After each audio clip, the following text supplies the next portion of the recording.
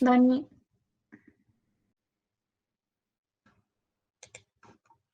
Buenas, ¿cómo andan?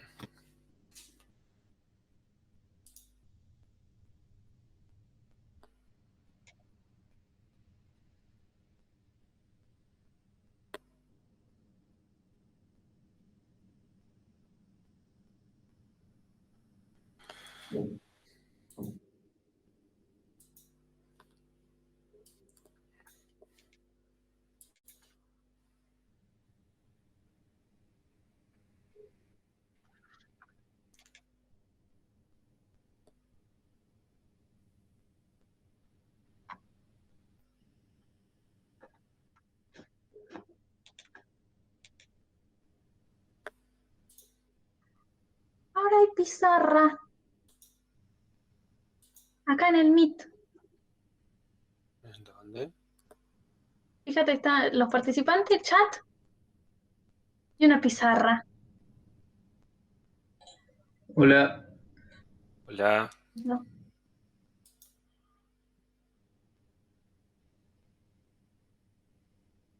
mira.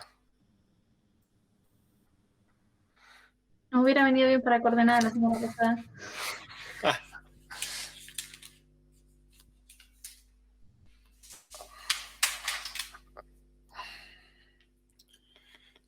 ¿Cómo anduvieron con las prácticas? ¿Pudieron avanzar con las prácticas?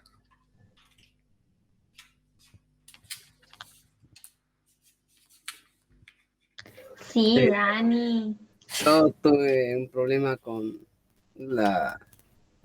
no en sí un problema, sino que estuve haciendo la lista doblemente enlazada y quiero insertar por coordenadas, pero no puedo, no sé. Sí. Si querés, después te lo muestro.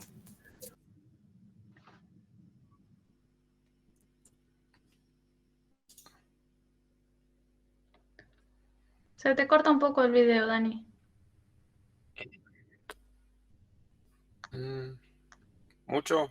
¿Poco? Hasta ahora, por el momento Ahí anda no bien. jodió la conexión. O será la mía, Anduvo bien. Ah, puede ser. porque soy la única cara que estoy viendo.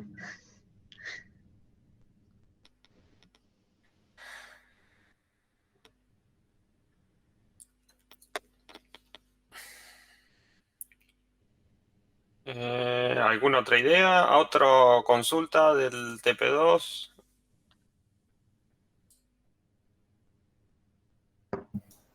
Yo personalmente tengo la misma duda que el compañero. ¿Se animan a compartir el código? ¿Lo miramos? ¿Quieren que me lo quieren mandar y lo miramos por separado? Lo miro. Si se animan a compartirlo, por ahí le sirve a otro compañero.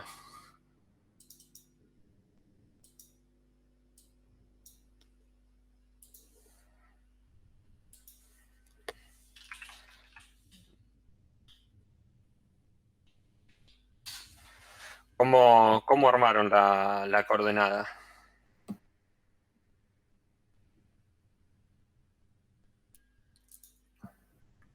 No, yo lo que había hecho es tratar de hacer una lista enlazada y después tratar de volver a unirlo, pero no puedo, igual me estoy confundiendo de ejercicio.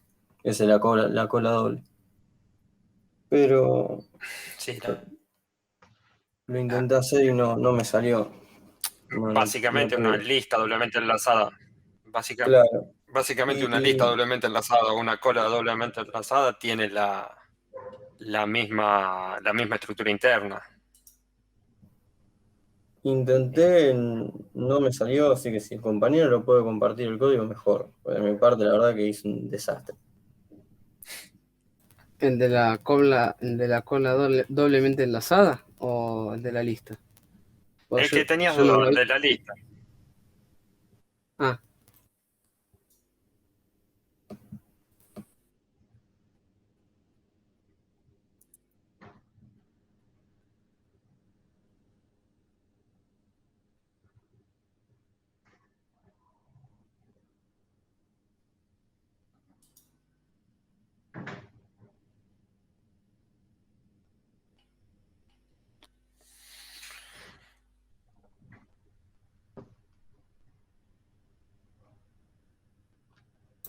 Ah, claro, estaba hablando. No me escuchaba. Estaba muteado el micrófono. Sí. Lo que sí no sé cómo agrandar la letra, porque me lo instalé ayer. al- Porque todo esto en Probar, el Python. probar Y con Augusto. Ah, el Visual Studio está bien. con el control y el scroll probablemente. Tampoco Alt, sino a ver. Eh, Ya te iba a retar porque no tenías descargado Python. sí, lo tengo, pero el tema es que mira el código, me quedó medio larguito. 225 líneas. ¿Sabes lo que era buscar cada cosa?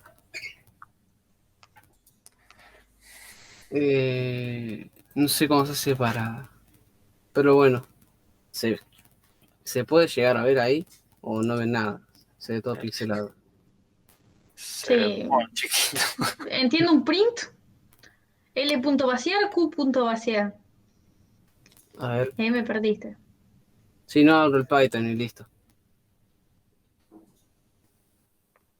Que ese es más fácil de cosas.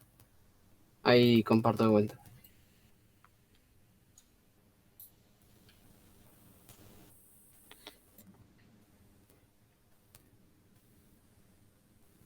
Augusto, si no, disculpa que me meta, pero creo que si no con control más, creo que se hace suma a la pantalla. Ah, no sabía eso. Creo, fíjate, va, por lo menos yo en la mía lo puedo hacer. O la ruedita, como en la página del navegador. ¿No Sí, funciona? sí, está. No lo uso el Eh, Visual Studio Code, pero en el Visual Studio clásico, con el control y el scroll ahí del está. mouse, Yo nunca hago zoom. ahí se ve. Bueno, el problema que tengo es que yo, por ejemplo, quiero insertar 25 en la, bueno, acá porque estaba probando algo, en la posición, en la coordenada 7. Y después trato de borrar lo que está en la coordenada 0. El tema es que si le doy a... me tira este error. No sé si se... ¿sí? Pero, a ver, mostrame el insertar.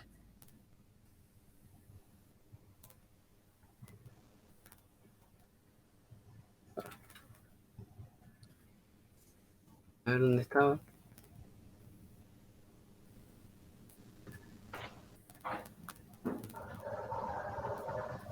Acá. Porque vos fíjate lo que estás haciendo. Le estás pasando un entero donde espera una coordenada. Claro, yo no sé cómo se hace la coordenada. O sea, cómo se hace una coordenada para... La coordenada te la va a retornar algún método. Por ejemplo, vos podés crearte uno que reciba el índice 7, que reciba un entero 7 y que te devuelva una coordenada que Asociada a esa asociada a esa posición de la posición. lista. Ah, entiendo. A ver, mira, vamos. Dejo compartir. Creo que tenía la lista doble yo acá. Y Yo la busco si no. con un buscar.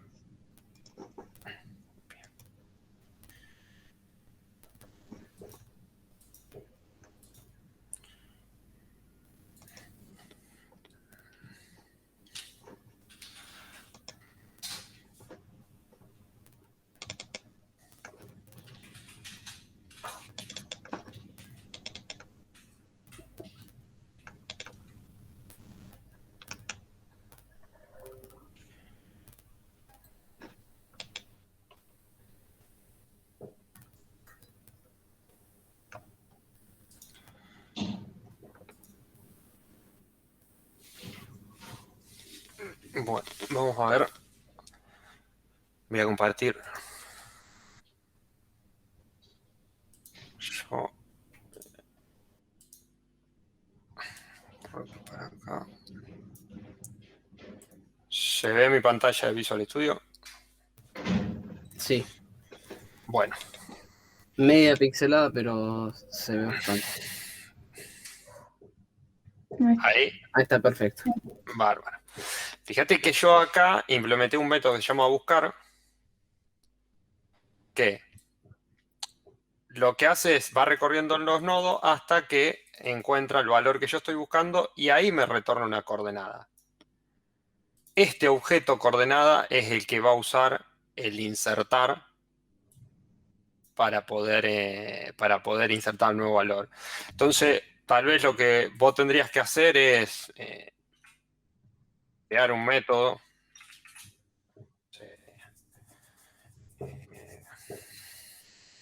Llamarlo índice.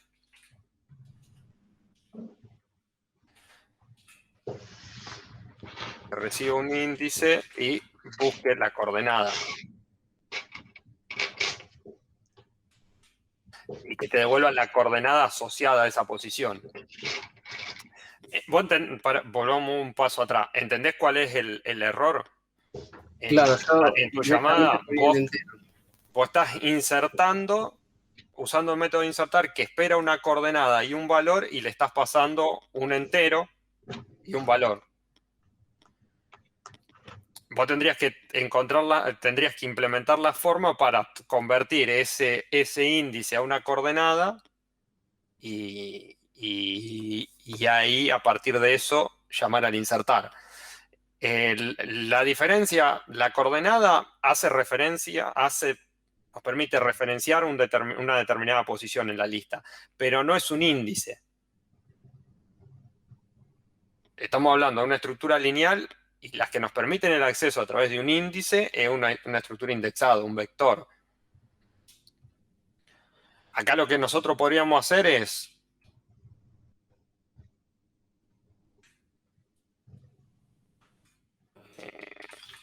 tendríamos que irla recorriendo para recuperar el nodo.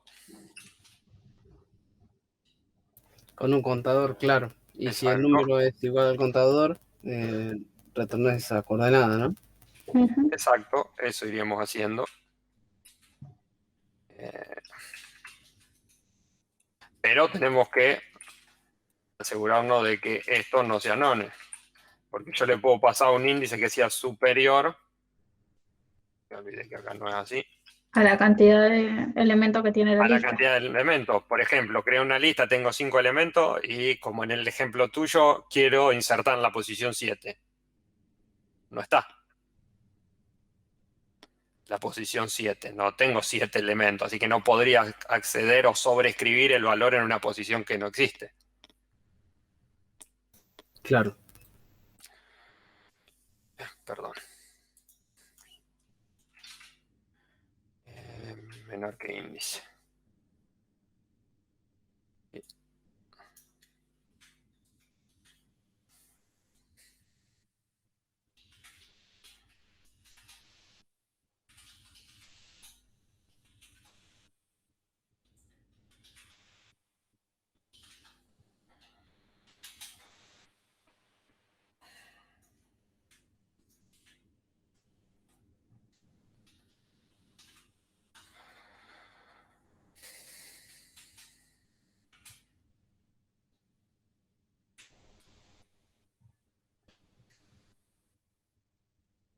No existe o el índice superior. Bueno, vamos a ponerle error.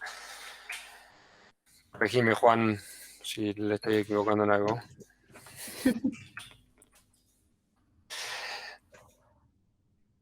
De esta manera tengo que controlar que no le haya errado en el paso de cómo voy recorriendo. Creo que es con raíz. Podemos tirar así. Y porque el raíz es el que para lanza la excepción. Para una excepción, sí. Ahí en el while no tendría que ser node is not known, porque si es known es porque llega hasta el final. Sí, tengo razón. Perfecto. Bien. ¿Otro error me encontraron?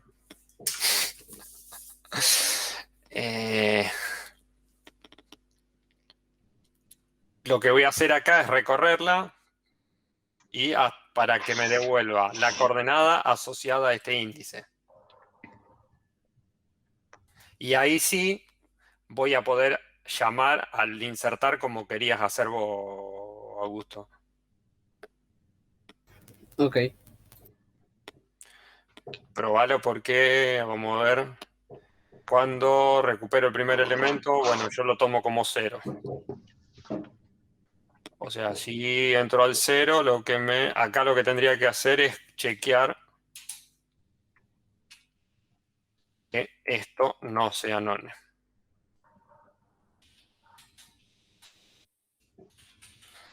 Porque yo no sé por qué condición salió del while. Para retornar una coordenada, el contador tiene que ser igual al índice y el nodo no tiene que ser none. Ejemplo, tengo una lista vacía, les pido que me devuelva el valor 0. Si yo no tengo esta condición, lo que le voy a hacer es retornar una coordenada de none y ahí voy a tener un problemita en el insertar. Profe, Sí.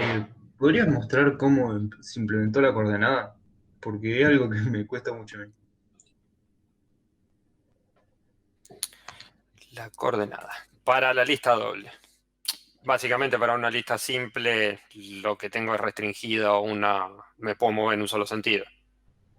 La coordenada para este caso, lo único que tiene la coordenada es el nodo. Lo que contiene, el nodo de la lista. Claro. Y me permite moverme hacia un lado o hacia el otro.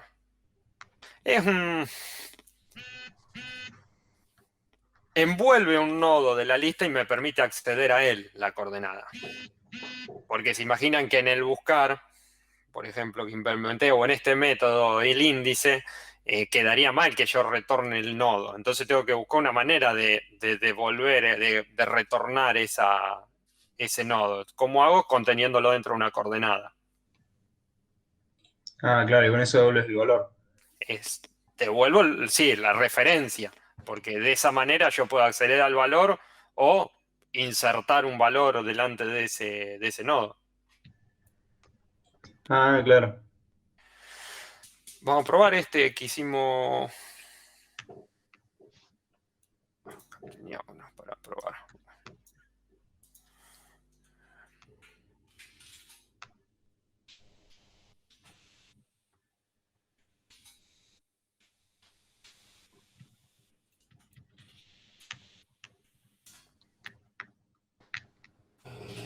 Una lista doble.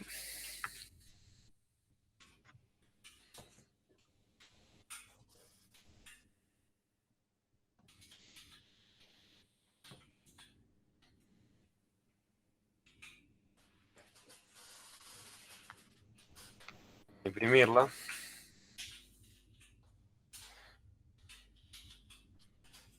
Vamos a recuperar la coordenada. Bien.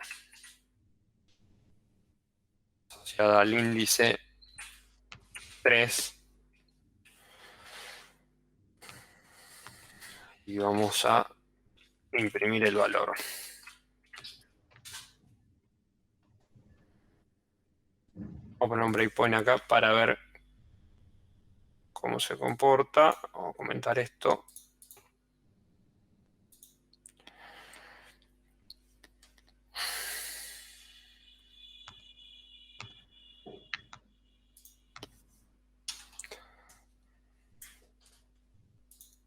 Primer error en el método. A ver si se dan cuenta en que le erré.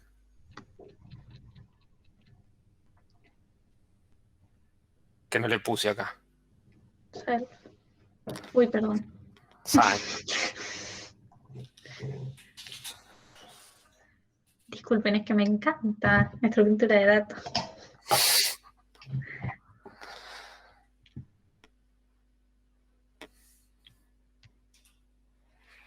Bueno, ahí entramos al método. Recupero el primer nodo. Inicializo el contador en 0. Contador en 0. El índice, el valor que yo le pasé era 3. Bueno. Mientras.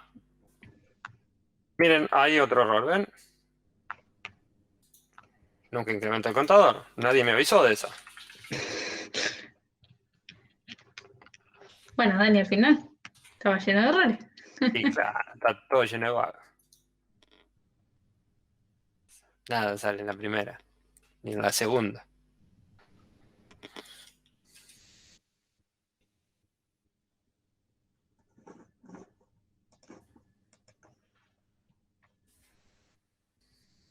Y hay otro error más. Tendría que decir un mayor igual, menor igual. Me sale del while. No me va. Ah, no, sí, está bien. Estuve bien. Sí, eso está bien.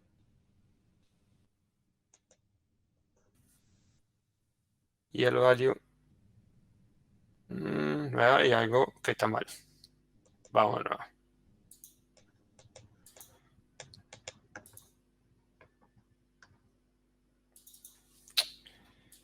No me corrigen nada. Nada me corrigen.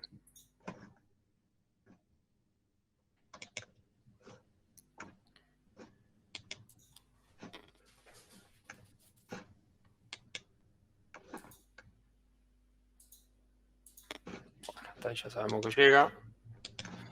El valor es 4. Tengo una coordenada que hace referencia al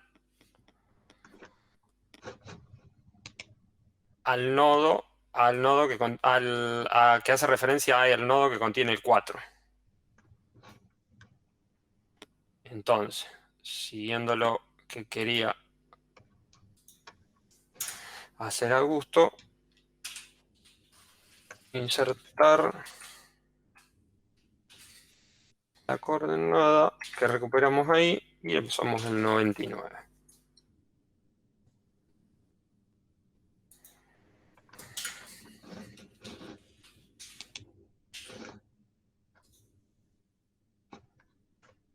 Esto ya está.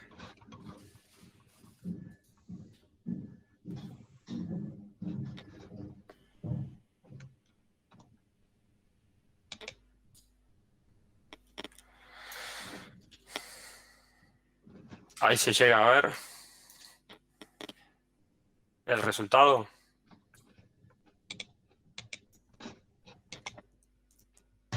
No, la verdad que no. A ver, ¿por qué no me lo deja? Bueno, pero vamos a... Lo veo. Yo lo veo. Acá se ve perfecto, Dani. Sí, se veía. Sí. Esto. Ahí compartí un monitor.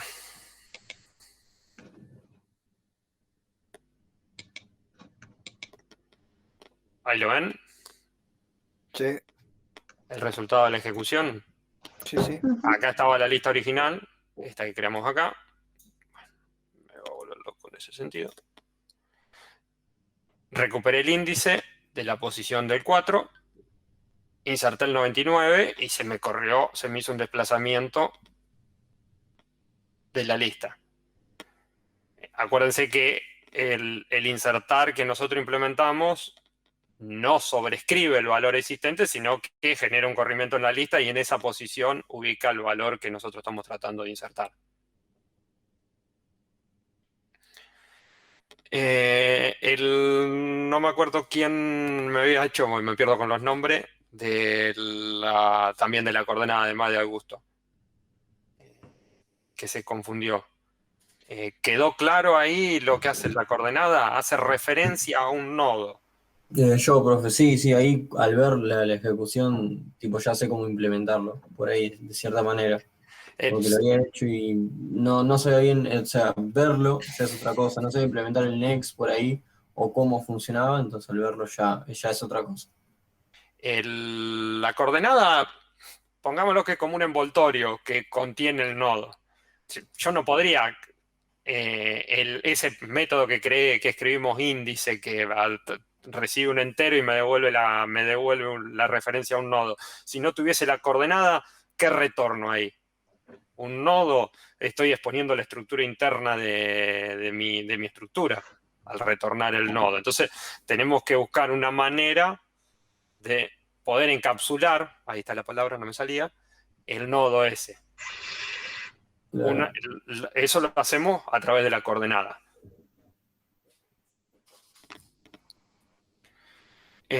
Augusto, quedó... Ahí entendiste cómo lo puedes implementar el insertar. Sí, le saqué screenshot al código, así que hago de armar uno. Igual es el código que tenía errores, así que voy a tener que también corregir un técnica poco. está prohibida, pero acá te la permitimos, no hay problema. A través del screenshot por lo menos lo tienen que tipear. Eso es Perfecto. bueno. Perfecto. El resto, ¿quedó claro el comportamiento de la coordenada?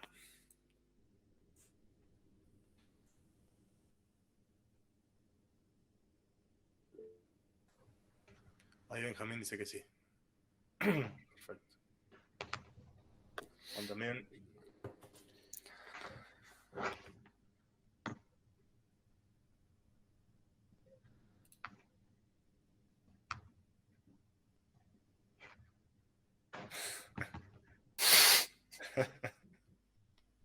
Pasa un montón eso, Facu, no te preocupes. Es muy normal que se mezcle. De iteradores.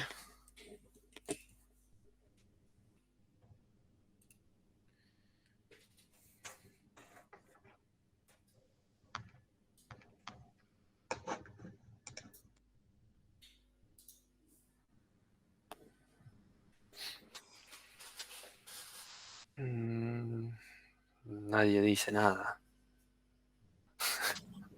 Podríamos ver un repaso de eso, chiquitito. De iteradores. ¿Cómo es la implementación? La implementación, perfecto. Vamos con el rango. Bueno, primero, ¿alguien me puede decir cuándo una estructura es iterable en Python? ¿Cuándo puedo decir que una estructura es iterable? ¿Cuándo la podemos recorrer? Cuando la podés recorrer. Usando un for, por ejemplo. For, while. Paco dice, cuando soporta el for. Va un poco por ahí. ¿El for nada más? For basado en rangos. La facilidad que les da hacer algo iterable es que después puede Ahí dicen los chicos en el chat. interactuar con diferentes estructuras propias del lenguaje y otras que pueden hacer un desarrollador, lo que lo transforma en algo bastante flexible, bastante potente.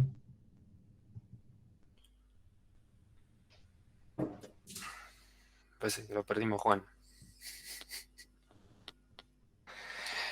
Bueno, cuando nosotros queremos iterar una estructura, Python va a esperar que tengamos implementados dos métodos.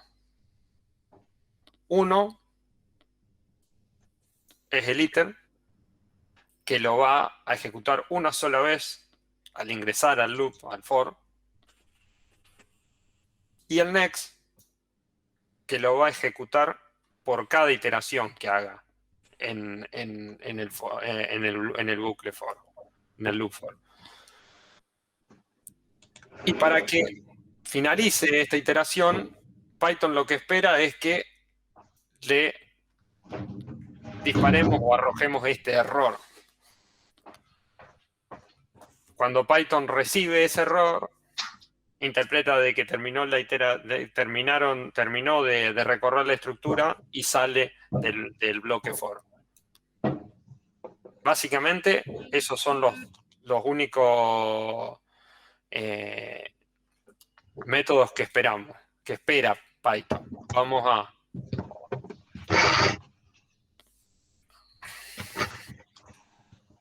usar ese.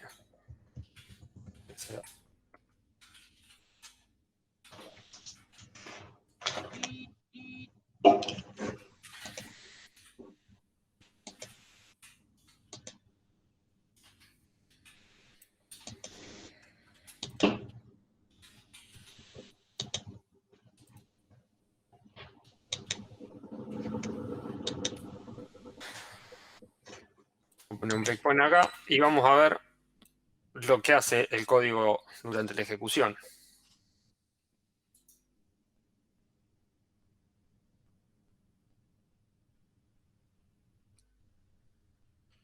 Que no le pasé.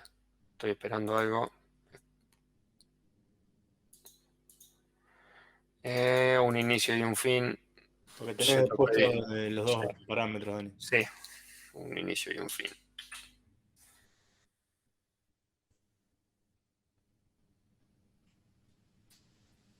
Bien.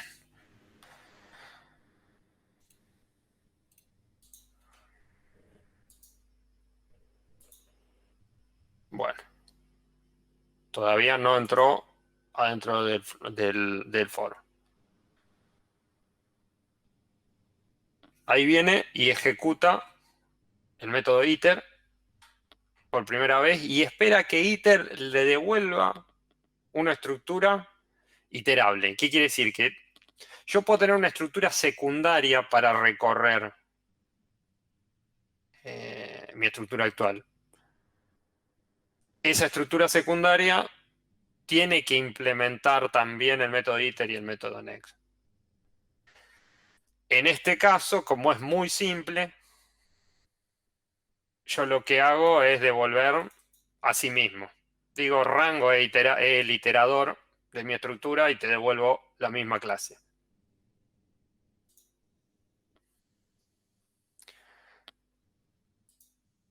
Y ahí viene y ejecuta el next la primera vez. Cuenta fue inicializada en 1, fin estaba definido en 5. Va a recuperar el valor de la cuenta, lo va a incrementar y lo va a retornar. Eso va a venir al print acá. Y esto lo va a ir haciendo hasta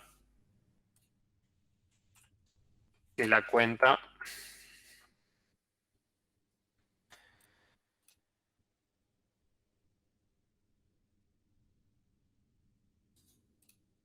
en este momento llegamos a 5. No superamos.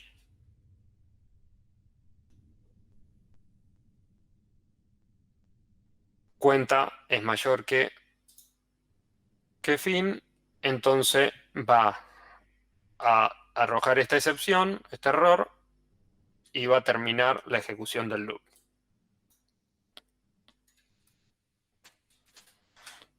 Y acá fue imprimiendo los valores que fui iterando. Repito, solamente necesitan para que su estructura sea iterable sobreescribir los métodos iter y next. Iter tiene que retornar un iterador, el cual debe implementar next. ¿Quedó claro? Sí, sí. En la lista doble implementé un iterador que es una clase secundaria dentro de mi lista doble. O sea, el iter lo que hace es retorna un iterador. Y este iterador es el que implementa el método next. En rango no se justificaba, era muy simple mi estructura para crear otra clase interna que se encargue de iterar, de recorrer mi estructura. En la lista doble sí se justificaba. Entonces, mi iterador recibe el primer nodo, el último nodo, y el next lo único que va a hacer es retornar valores hasta que haya llegado al último nodo. Cuando llego al último nodo,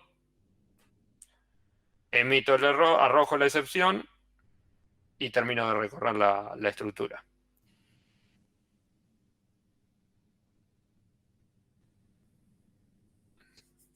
¿Qué método tengo que implementar cuando quiero que mi estructura sea iterable?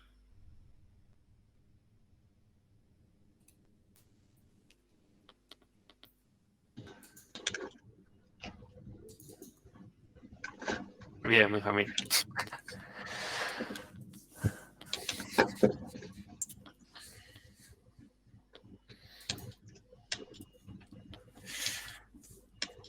¿Y alguna otra duda? ¿Se pusieron a codear?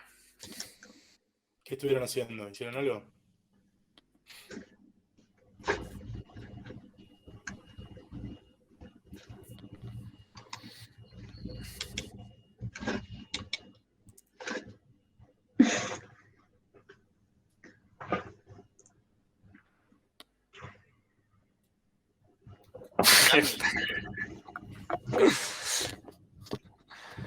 Dani, ¿te podría consultar algo del TP3? Pensé que del espectro de Fourier.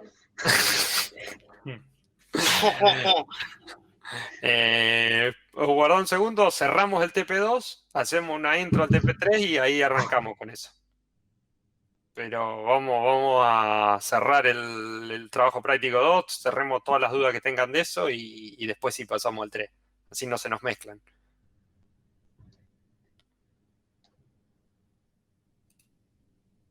Nadie con ninguna duda con el TP2, ya lo tienen claro. Coordenada, lista. TP2 a la Yo 1. necesitaría. Sí, Sí. no, el TP2, yo me quedo en el 8, la verdad. El 8. Para que yo no. Me pasaron un código donde tengo lista enlazada doble. ¿No? Y yo digo, bueno, desde acá lo empiezo a leer y voy armando todos los otros. Nada que ver. El 8 es una lista circular y necesitaría cómo conectar los nodos. ¿Se entiende? En Python. ¿Cómo conectar los nodos? No varía mucho de la lista de este ejercicio que estábamos viendo. La lista 2. El nodo escondido tenés que implementar ahí. Sí, pero una explicación cortita no entra. Mal.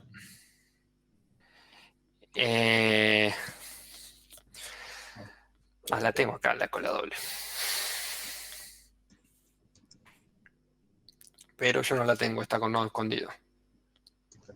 Vamos a la lista doble. La estructura interna de tus nodos, esa sí la tenés clara. Tengo un valor, un puntero a mi siguiente y un puntero a mi elemento anterior. Sí. Bueno. ¿Y cuál sería la duda ahí? El tema de insertar. De cómo insertás. Claro. Básicamente vas a tener que actualizar los 4 punteros. Fíjate que esta, si bien usa coordenada, yo recupero el nodo, creo un nodo nuevo y tengo que empezar a jugar con esto. Con eso. Claro, creé nuevo nodo. Nuevo nodo. Y tengo que jugar cómo actualizo todos los punteros.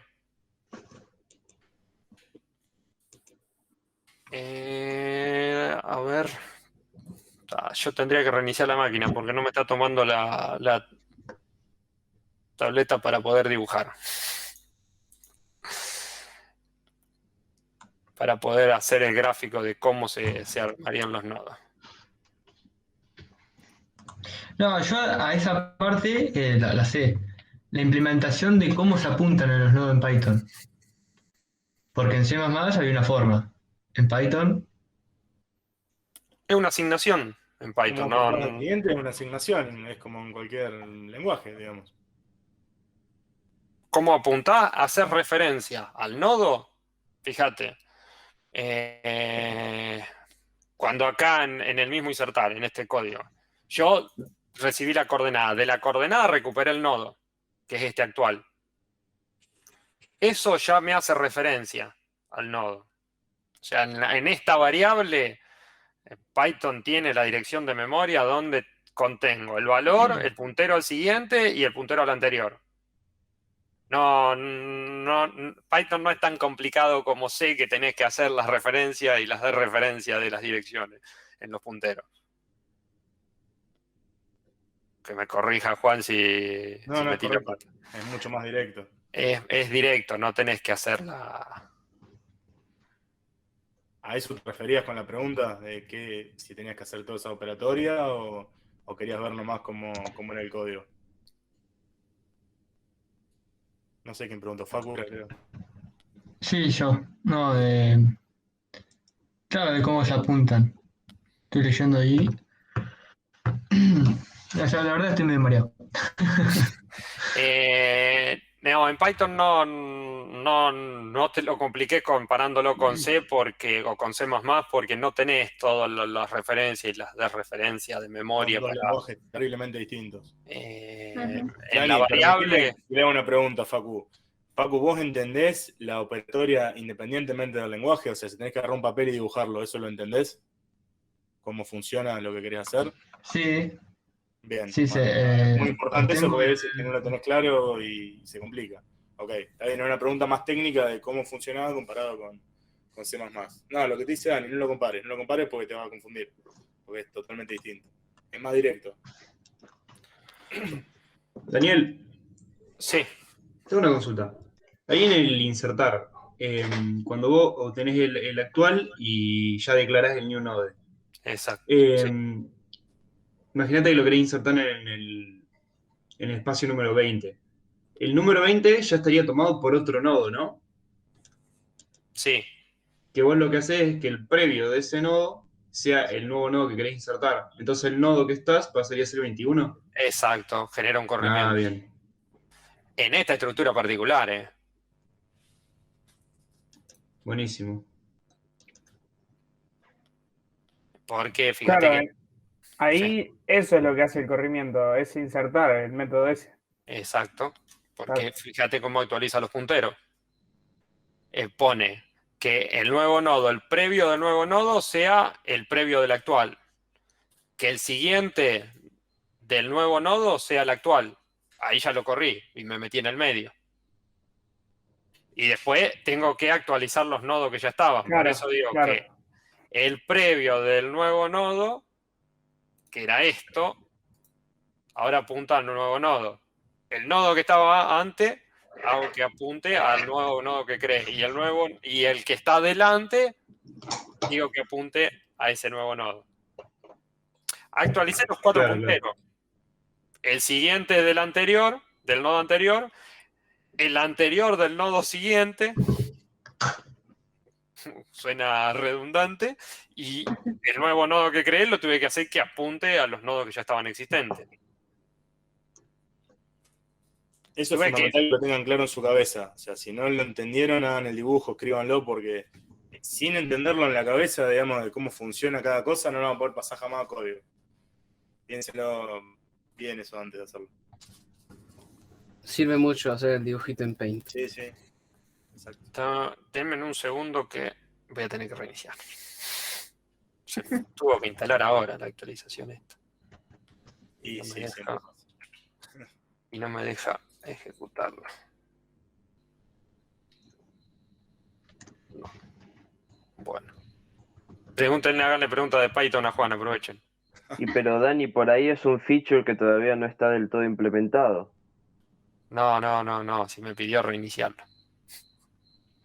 Ah, listo, no digo nada. Cuando abrí la configuración me enchufó la actualización, no me dejó ni pensarlo.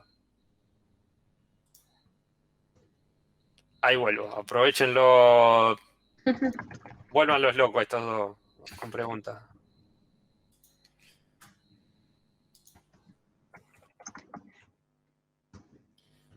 Bueno, lo escuchamos.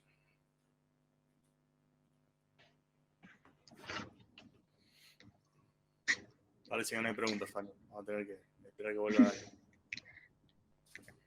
¿Y vos cómo andás, Juan? Bien, todo bien, tranquilo. ¿Qué almorzaste? Pregunta Mateo. Gracias, Mateo.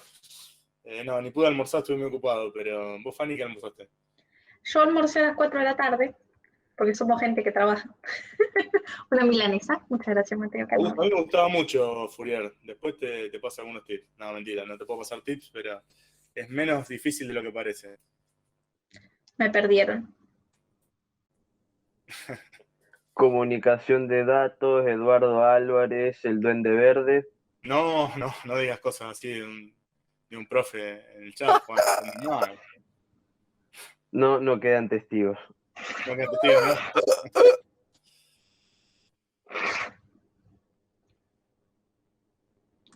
Está todo grabado. Te grabaron, Juan. ¿Escuchaste? No pasa nada. Che, bueno, ninguna. ¿Están haciendo algo? ¿Están codeando algo? No nos mientan, sabemos que mucho no, pero Algo, una duda, algo. Sí, los conocemos y sabemos que no están haciendo nada, pero les decimos que hagan. O sea, quiero que, ya que lo están grabando a Juan hablando mal de la gente, quiero que nos Perdón, graben Juan el a alumno, nosotros. ¿no? Juan yo. Sí, Juan alumno. Quiero que nos graben a nosotros diciéndoles que Exacto. se la van a dar contra la pared. Así Fanny se lo dice sin ningún tecnicismo. Se la van a dar contra la pared. Bien directa. Grábenlo, entonces después cuando se la den contra la pared, no pueden decir que no les avisamos. Ya que estamos, yo tengo una duda. Ujú. Sí. Pero es sobre el TP2 también. Sí. Sí, de lo que quieran. Porque yo no pude ir la clase presencial pasada, pero los chicos me pasaron que hicieron la cuenta regresiva y no sabía cómo funcionaba. Si quieren le comparto pantalla del código. Dale. Bueno.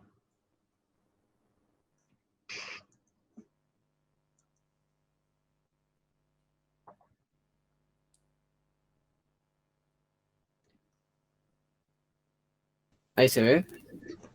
Ahí se ve, sí. No sabía cómo, por ejemplo, hacer para que funcione. Porque si hago esto, me imprime 10 nones. Claro, pero pará, vamos por partes. ¿Vos entendés cómo funciona o en qué consiste la cuenta regresiva, como está planteado en el TP? Claro. Sí, sí. Explícamelo. Acá lo que hace es decrementar. No el código, no vamos al código todavía. Explícame cómo es el funcionamiento. ¿Qué haría una cuenta regresiva? Contar de arriba para abajo sería. O sea, del número mayor al menor. Claro, sería como una especie de versión, entre comillas, invertida del range. Claro. ¿Usaste alguna vez el range en Python? Sí, muchas veces. Bueno, básicamente vos soporta varios parámetros, pero vos lo que tenés que hacer, o lo que te pide como parámetro, es un lugar donde empieza y un lugar donde termina. Y podés definir un salto. Tiene un tipo de parentesco con el for, no con ese for de Python, pero sí con un for de C o de Java en la versión tradicional. Ok, sí. Ahí está entendido, bien. Vos empezaste a hacer el código y ¿qué problema tenés? No, este es el código que hicieron la clase pasada. Que me lo pasaron los chicos. Sí. Y yo quería probar a ver cómo funciona. E hice esto. Como me cuente de 10 hasta 0, pero viste que si vos le pones al Python un for, un range, con solo un número, como que lo tomaba como que ese era el tope. El range va a tener un compartimiento predeterminado y después te permite lo que se llaman documentos opcionales o secundarios, donde vos podés decir arranca acá y termina acá, tenés este saltito, exactamente. Hasta y paso. Exacto. Ahí. Y si no le pones nada, a través de ciertas cosas de objetos que ustedes no vieron seguramente todavía, funciona de otra manera, con otro tipo de Es solo el hasta. Ahí estamos perfectos, bien. ¿Por qué crees que si haces ese for, ejecutalo eso?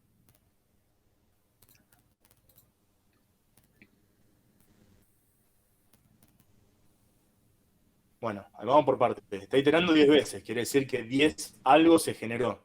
Sí. ¿Alguien lo puede ayudar ahí a Augusto para ver qué es lo que pasa? ¿Por qué tiene 10 nones en su problema? Porque sabemos que el código está bien, según nos dice el código nuestro. ¿Qué es lo que pasa ahí? ¿Alguien se da cuenta de eso?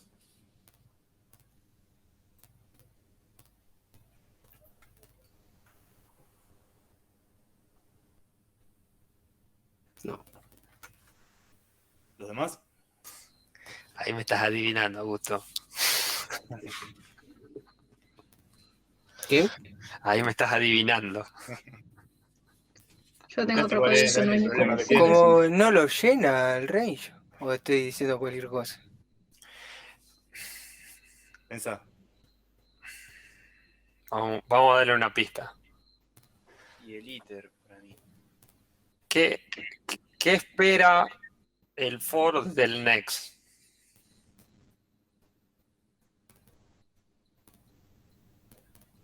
¿No tiene un return en el next? Exacto. El next. No estaba bien el código.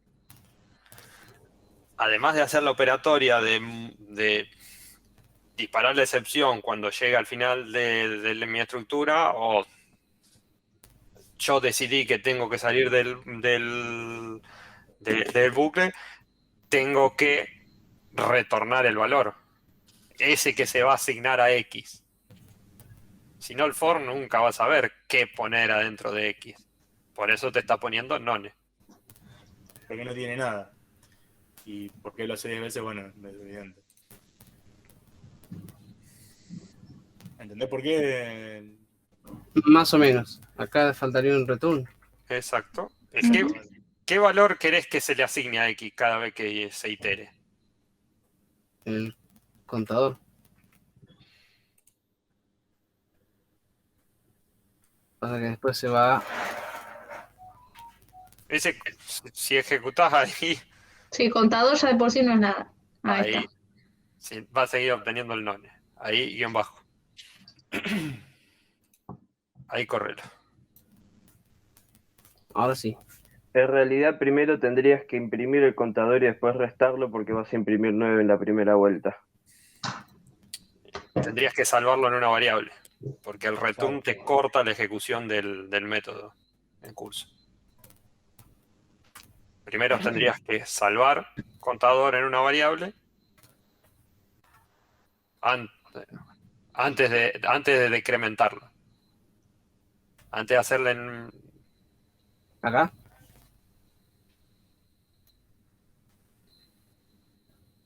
No. Sí, no cambia donde salves contador.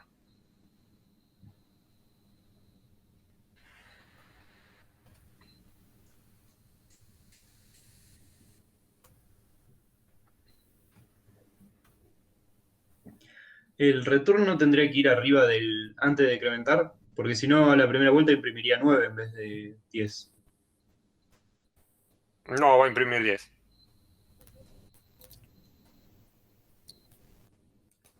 Sí, imprimir. Ah, ¿no? Sí, acá. Si vos pones el return, si quieren hacer la prueba, poné el return antes de decrementar y van a ver lo que pasa. Ah, claro, no va a decrementar. No sé en cuánto tarda en tirar el overflow. Claro, me di cuenta tarde. No, para No, eso. para lo que explota, para lo que no. ¿En cuánto corta, Juan? La bomba fork. Se nos va a gusto. Una observación que te hago también. Ahí te lo paró. Vos ahí estás considerando, bueno, que tiene que parar en 0, ¿no? Pero por ahí lo ideal sería que vos permitas un inicio y un fin. Quizás. Yo lo pensaría quizás de esa manera. Pero bueno, no está mal lo que estás haciendo. Podrías tener un stop Sí, ¿cómo? en 0 por default y bueno, después. Pero se entendió. Un poco. Pero bueno, la idea es que lo entiendas primero, después lo refinás. Sí, ahora voy a ver. Sí, faltaba retornar. Perfecto. O sea, ese bloque for, cada vez que lo intente iterar, va a ejecutar el next. Y si vos no le retornás nada, te va a imprimir ese none. Si vos ahí en lugar de P le retornás hola, te va a retornar 10 veces hola.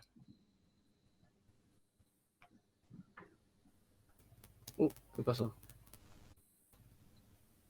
Ah, tengo que resetearlo, me parece. Sí, tenés que parar porque todavía está iterando el anterior. Tremendo. Sos malo, Dani. Mirá lo que provoca. Y bueno, esa es la manera de ver el comportamiento de la... ¿Qué pasaba si ponía el return ahí? Nunca iba a decrementar. Porque el return lo que hace es trunca la ejecución, o sea, se detiene la ejecución de ese método en ese punto. Sí, yo lo averigüé por las malas el año pasado que todavía tenía 4 de RAM. Se me colgó la computadora de la peor manera. Hace el mismo trabajo que el break. Sí, pero además de eso, te retorna un valor. Claro. Pero el break es para detener la ejecución de un bucle, no para detener la ejecución de un método. No, Si mal no me equivoco. Por lo menos en otro lenguaje así. Sí.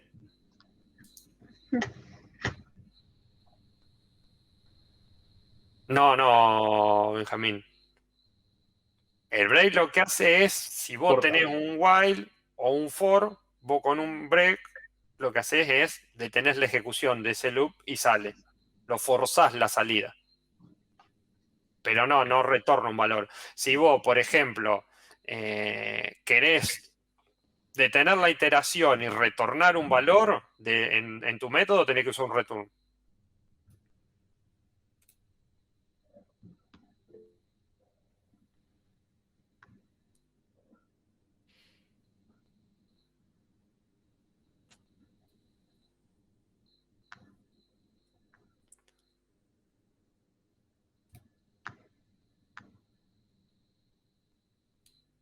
No, que yo sepa, no sé, Juan, ¿vos tenía idea de eso? ¿Que el break retorna algo o de qué? Sí. No, la verdad que no.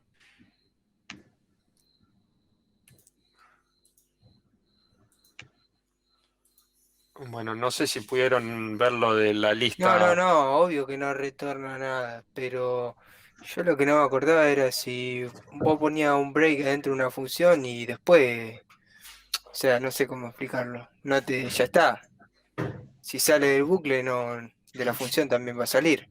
Eso es a lo que voy. No, Pero depende del código que vos tengas Claro, después. O sea, el break rompe la ejecución del bloque actual. claro.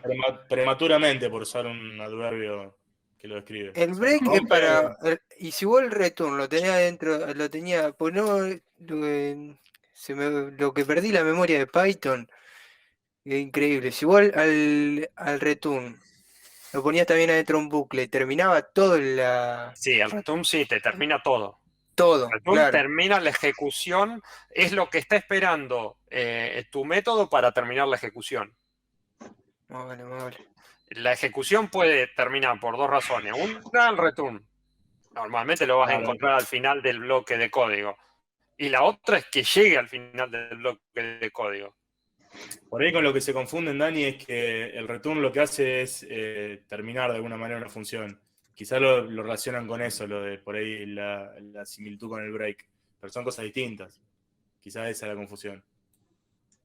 El return termina la ejecución del método. Exacto. Donde lo pongas. Si lo pones dentro de un bucle, te va a terminar la ejecución te va a terminar la ejecución del método. En cambio, el break lo que hace es termina la ejecución de ese bloque. Y un bloque de iteración. De un bloque de iteración, por supuesto. ¿Quedó Ta, clara ta, la ta, ta. diferencia? Sí, sí, sí, sí. Perfecto. Pero como que se me mezclaba.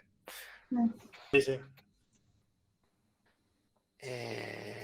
Bueno, lo de los punteros, eso quieren que lo repasemos en la lista doble.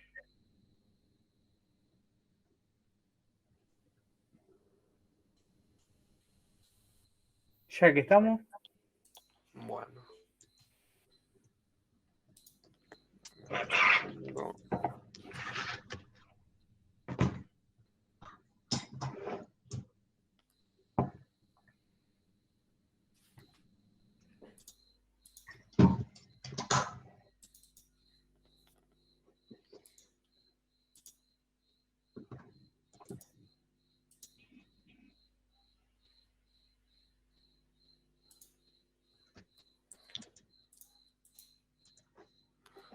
Uy, qué lío de cosas que se me hizo por reiniciar.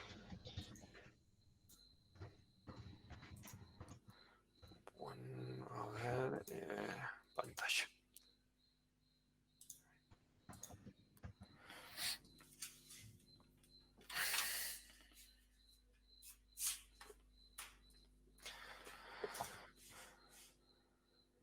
Bueno. Dijimos que la lista doble tenía los punteros de esta manera. Mi anterior, mi siguiente. Hasta ahí estamos. De cómo estaba la estructura. Sí, no, tal vez. Bueno.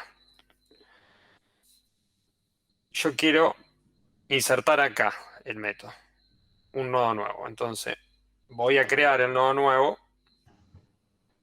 Pero, ¿qué voy a tener que hacer? Que el siguiente del nodo nuevo apunte acá. Este va a tener que apuntar acá. El prev de este nodo existente. Este siguiente va a tener que apuntar acá. Y el anterior de este va a tener que apuntar a este. Todo esto desaparece. Tengo que hacer ese juego, esa actualización de puntero para poderlo mantener.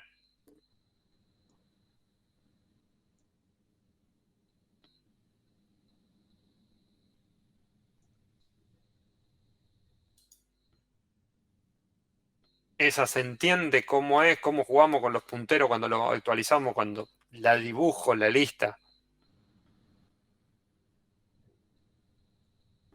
Si tengo el nodo escondido,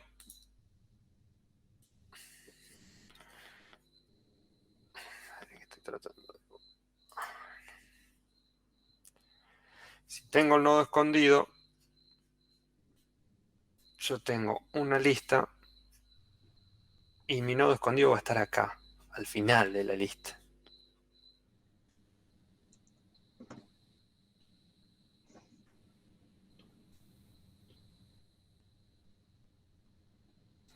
Este va a ser mi head. Pero y que este, al ser circular... Uy, qué feo que quedó eso.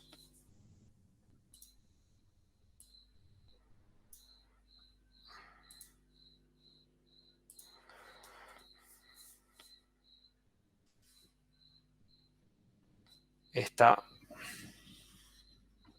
enlazada.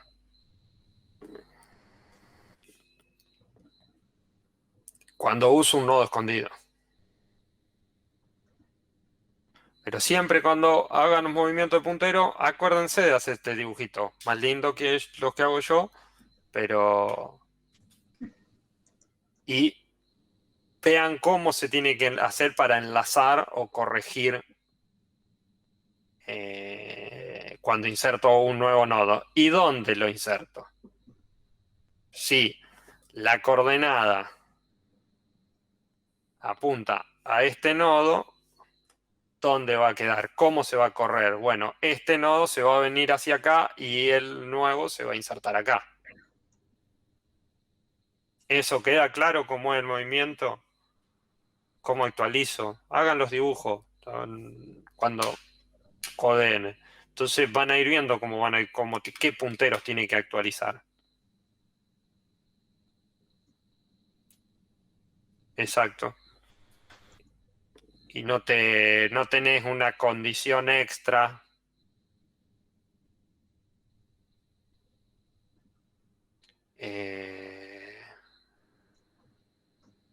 Sí, lo voy a matar al grillo.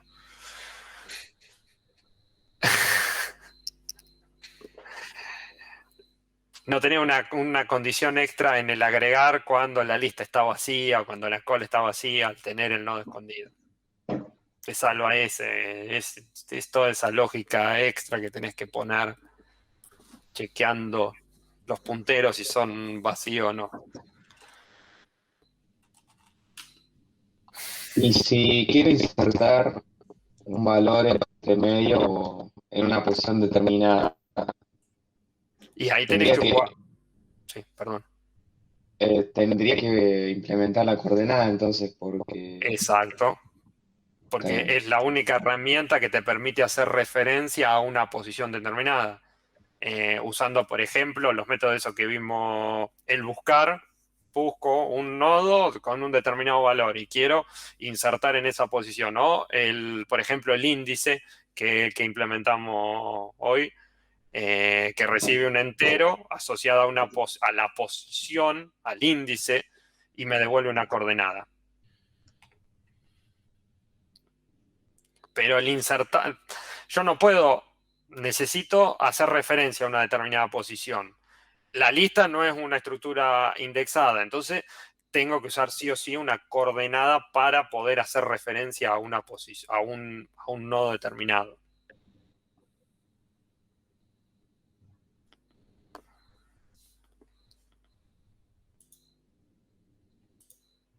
Claro, el tema es cómo le decís a esa coordenada que se ubique ahí. Y por ejemplo, con este método con el que escribimos hoy para ayudar al gusto con el insertar, que recibe un índice, recorre y te devuelve la coordenada asociada a ese índice, o el buscar, que te devuelve la coordenada del nodo que tiene ese valor.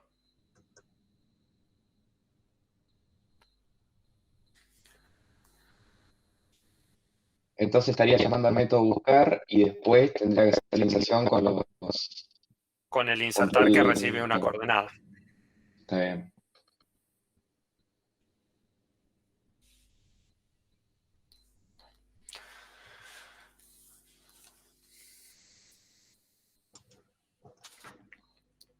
¿Alguna otra duda? Dani, permíteme que le traiga una consulta. Me envió un mail un compañero de ustedes pidiéndome la página de YouTube de los videos. Le dije que no los grabábamos ni subíamos nosotros. ¿Alguien me la pasa? Así se lo respondo, por favor, si la tiene a mano, donde graban las clases y eso. Alguien la pasó el otro día, pero no la agendé y bueno. Tenemos un grupo de Discord donde pasamos las clases. No sé si... Bueno, ¿No la suben? le digo que se comunique. Ahí pasaron Ah, ahí igual. pasarán. Gracias igual. Y le digo que se Ahí comunique con también el alguno canal. Perfecto, gracias. Bueno, del TP2 lo podemos dar cerrado o queda algo más. ¿Alguna duda más?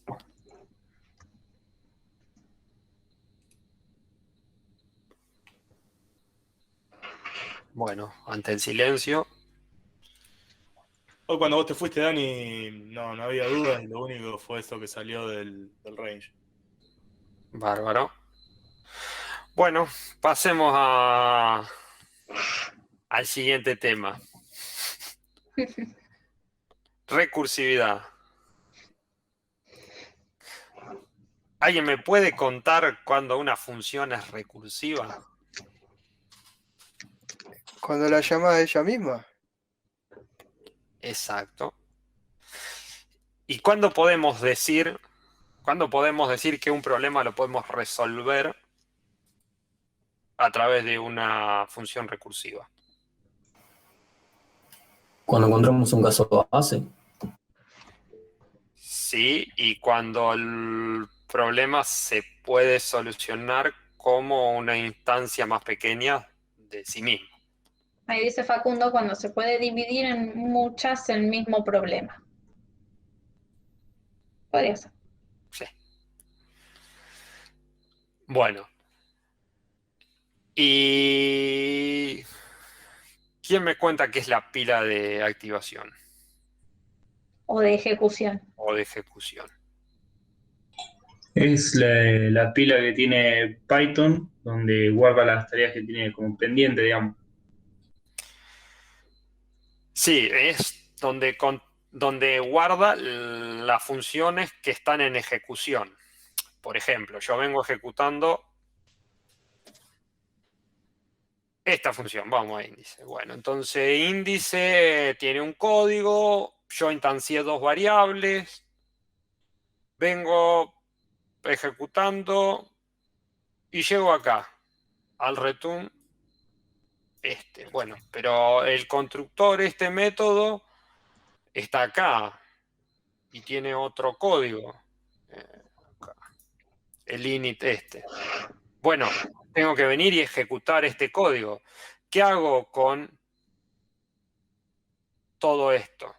Lo tengo que guardar en algún lado, el estado de estas variables, el código y todo el contexto donde se estaba ejecutando eso. Bueno, agarro y lo meto en la pila. Y ahora el procesador se ocupa, por decirlo de alguna manera, de ejecutar esto. Y cuando esto termina, voy, saco de la pila, recupero todo el contexto y sigo, en este caso justo, el return. Listo. Saco de la pila de activación la ejecución de índice. Eso es lo que voy haciendo. Bueno, es una herramienta que nos permite ir dejando ejecuciones en pendientes. ¿Para qué? Para cuando vuelvo, porque ya terminé la ejecución que llamé la subejecución de ese proceso, hacer otra cosa.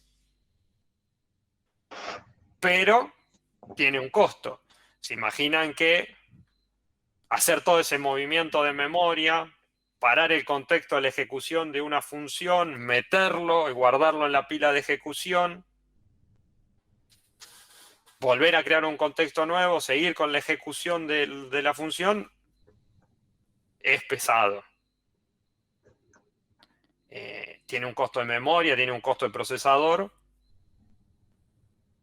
que lo tenemos que tener en cuenta siempre.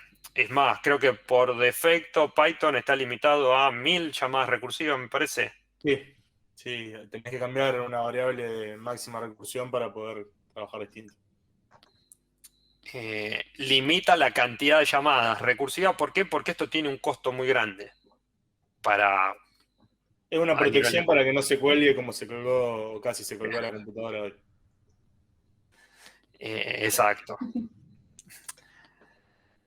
Cada llamada, cada entrada que yo le hago a la pila de ejecución tiene un costo. Bueno, lo que es una herramienta o una ventaja que nos dan los tipos de programación recursiva, tiene un costo que es ese. Bueno, ahora nosotros, después le vamos a decir que los métodos recursivos son lo peor que hay, pero lo tienen que saber. Esas tres cosas clave tienen que tener. Un método, para que se pueda implementar de una manera recursiva, lo tengo que poder resolver como un subproblema de sí mismo. La otra que tengo que encontrar es el caso base, que sería el punto donde yo corto la ejecución. Y la tercera es que la recursión es lo peor que hay. Si hay otra manera de hacerlo, lo hacen de la otra. Exacto. Pero a veces es la peor y la única que hay. ¿Qué orden maneja? Primero y tercera. Si lo podés hacer de otra manera, no lo hagas recursivo. El cálculo de orden de una llamada recursiva es bastante complejo. El costo está en los recursos que utiliza. En el cambio permanente de contexto que genera, y ahí está el costo de una llamada recursiva. ¿No sería de orden n? Porque a fin de cuentas, no itera un arreglo nunca. Y nada. Sí, pero estoy usando recursos que son limitados, como las entradas a la pila. La memoria. La memoria. Por ahí te corre la llamada recursiva. Claro.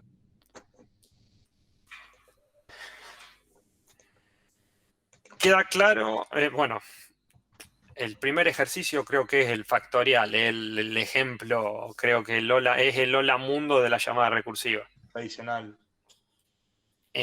¿Cuál sería mi caso base de un factorial? Probá, Augusto. Pero Daniel.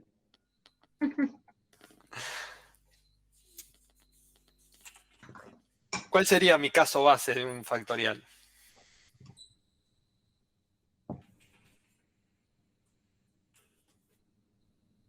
N igual 0 o 1. Perfecto. Yo elegiría el 0. ¿Y cómo podemos pensarlo como un subproblema? Yo digo el factorial de 10 es igual a 10 por 9, por 8, por 7. Por el factorial de 9. 1, Pensándolo claro. como un subproblema es 10 por el factorial de 9. Después, ¿cómo resuelvo el factorial de 9? Ese problema del factorial de 9. Y ahí hace de vuelta lo mismo. Exacto, ahí vuelvo a plantear lo mismo. ¿Cómo el factorial de 9? Es el 9 por el factorial de 8. ¿Cómo resuelvo el factorial de 8? El problema de la función factorial.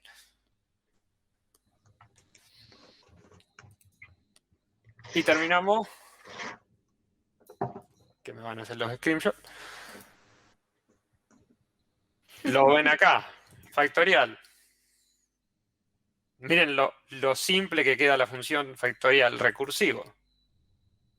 Si el n es igual a 0, retorno 1, y si no, es n por el factorial de n menos 1.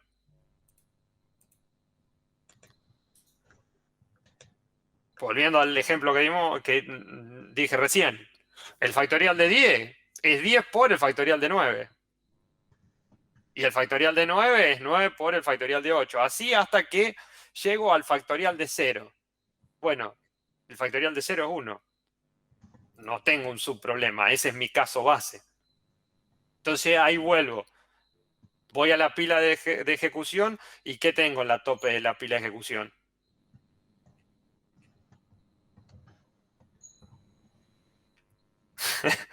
La última tarea que le... El factorial de... Claro, de 1. 1.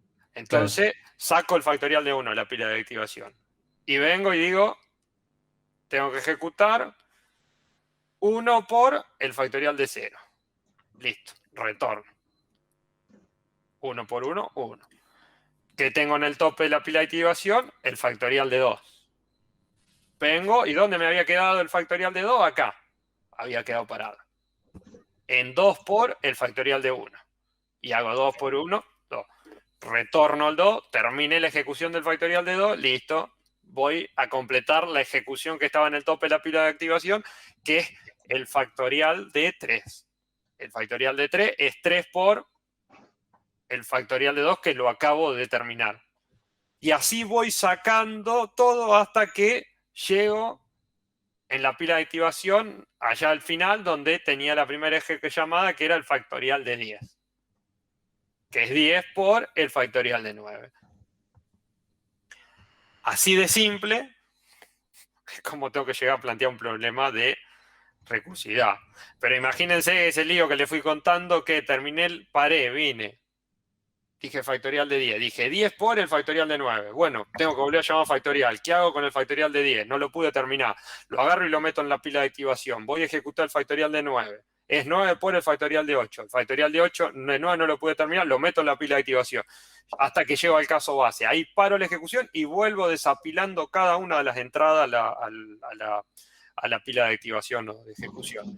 ¿Se imaginan que ese permanente switcheo o cambio de contexto tiene un costo? Ese es el gran costo de la recursividad.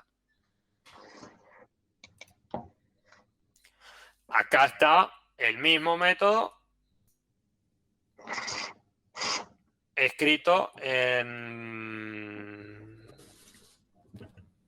formato iterativo. Inicialicé mi factorial en 1, hice un range que va desde 1 hasta n más 1 porque me cortan el anterior. O sea, si puse 5, yo quiero que vaya de 1 hasta 5. Si al range yo le digo que vaya de 1 a 5, me va a ir de 1 a 4. Entonces por eso es este más 1. Por cómo se comporta el range. Y lo que fui haciendo es, fui iterando por cada número y multiplicándolo.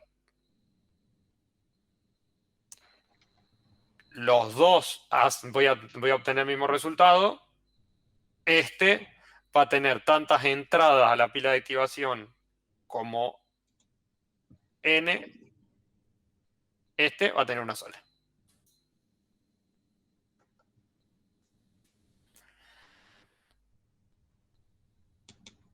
Queda ahí como, ¿entendieron cómo es el tema del...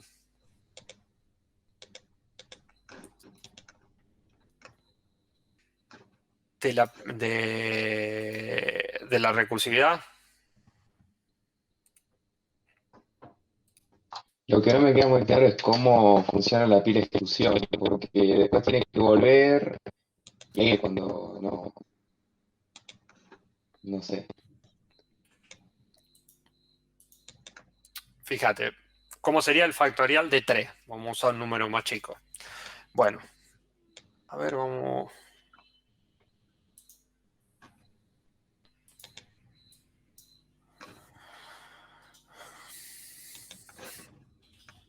Vamos a hacer un debug.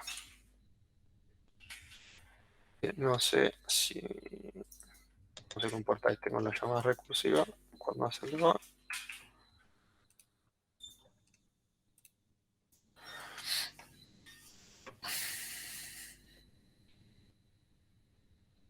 Bueno. Primera entrada. Acá voy a hacer 3 por el factorial de n-1, de 2. Me meto. Ahora n vale 2. Me meto. N vale 1. 1 por el factorial de 0. Me meto. Estoy en el factorial de 0 ahora. N igual 0. Retorno 1. Fíjate que ahí terminé el factorial de 0 y saqué de la pila de ejecución el factorial de 1. Fíjate que acá es n. Ay, me corrió 1. Apreté yo de más. He apretado un F10 de más.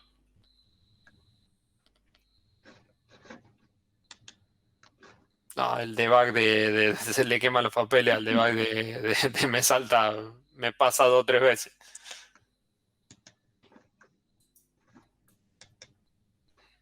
A ver, te lo explico porque no lo puedo explicar a través del debug, no me lo toma. Ah, la página, en el link este,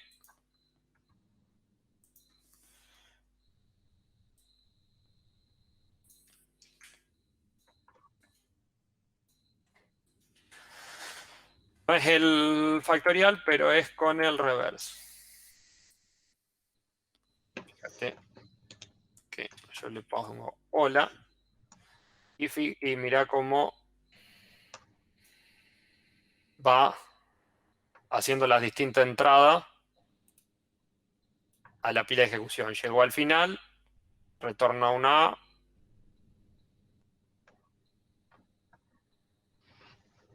Ellos va a ver.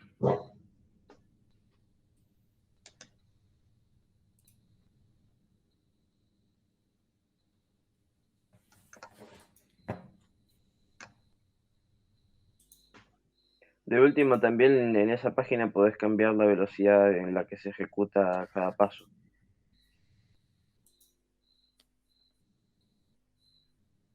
Está un poquito alejado. Profe, si no puedo usar Python Tutor. Ahí va, ahí va, ahí va.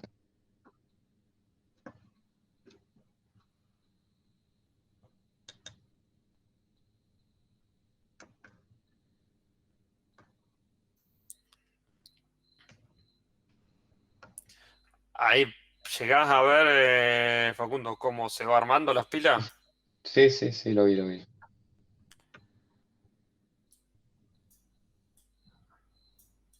Oh, tirarle.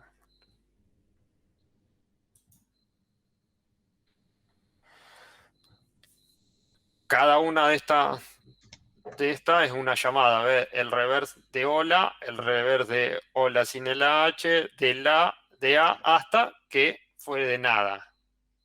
Entonces devuelvo y voy volviendo y cerrando y sacando de la pila de ejecución. Hasta que tengo el return ese. Está bien. Probá, miralo desde esta página, está buena. Y ahí va a ir viendo cómo va moviéndose la pila de ejecución. Y justo ese ejercicio, el del reverse, sí, yo lo hago con una pila, es exactamente lo mismo que hace la recursión usando la pila de activación. Pero si yo lo hago de manera iterativa, ¿qué hago? Uso una pila, una estructura de pila que es la que ya tengo. Apilo la palabra que recibo, después la voy recuperando, la voy desapilando y la voy metiendo en una nueva palabra.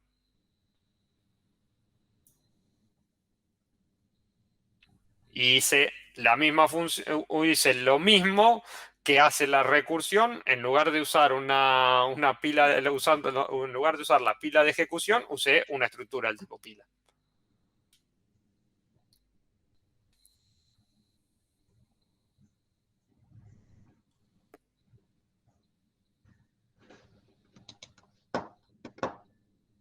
Y este es el mismo código que el que vimos recién en la página. Voy haciendo llamada a la, haciendo una llamada recursiva siempre con una letra menos. Y se la concateno del otro lado. Entonces obtengo el reverso.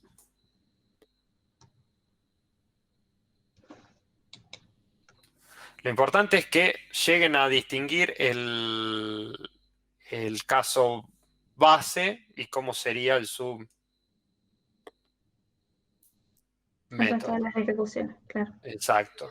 Por ejemplo, este que es simple, el len, ¿cómo lo podrían hacer recursivo?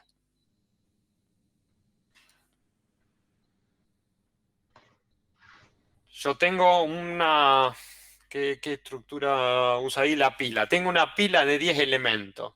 El len de una pila de 10 elementos, con 10 elementos, es igual a ¿qué? De una pila de 9 elementos.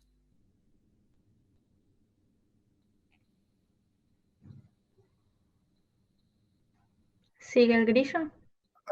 A una pila de 9 elementos y hasta que te quede vacía o Una no. pila de elementos, pero si yo lo pienso como un subproblema, el len de una pila de 10 elementos es igual a 1 más el len de una pila que tiene 9 elementos. ¿O no? Sí. Y el de una pila que tiene 9 elementos. Uno que tiene 8. Hasta que, ¿cuál es mi caso base? Que no tenga nada. Exacto. Que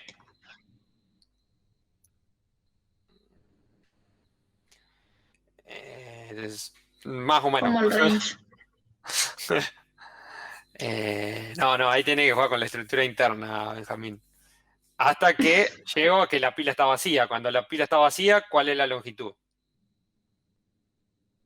0.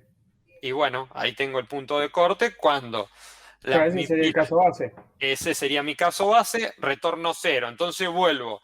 La pila que tenía un elemento es 1 más la pila que tenía 0 elementos.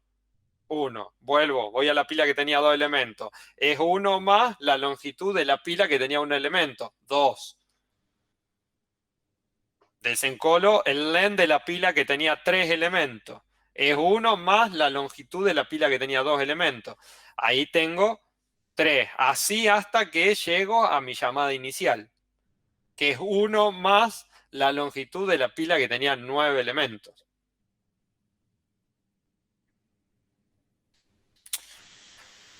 Y porque soy bueno, le voy a mostrar el código. Yo lo llamé len 2 porque ya tenía acá este len iterativo implementado. Definí un submétodo que es el recursivo, que recibe un nodo. Si el nodo es none, quiere decir que llega al final de la pila. Retorno 0. Si no, digo que es 1 más hago una llamada recursiva a la subpila, que sería el nodo.prev.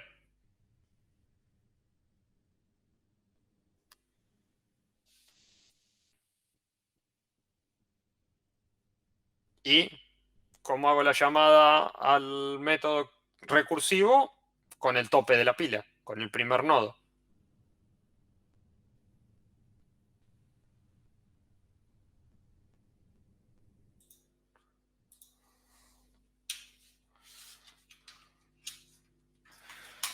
La pila... Ay, Dios. Ahí está. La pila está formada de esta manera.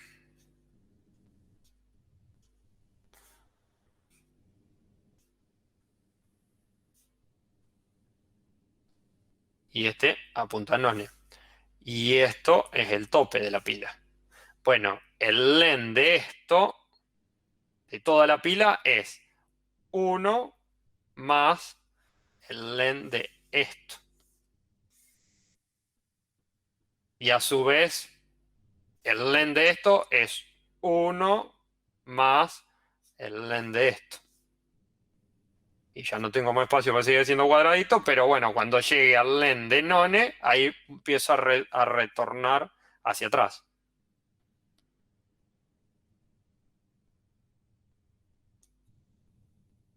¿Se entendió cómo podemos hacer el len recursivo?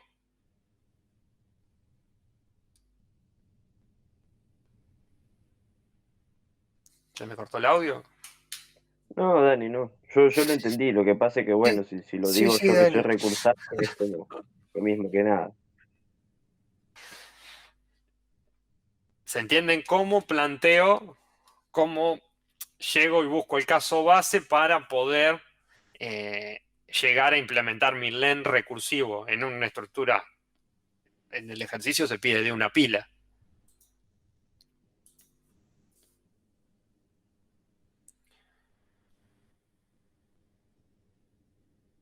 Bueno, el copy el caso base del copy es el mismo. ¿Cuándo dejo de copiar una pila? Sí, una pila en este caso. Cuando llegue el fin. Claro, cuando el nodo.next está apuntando a none. Exacto, cuando llegué al final de la estructura.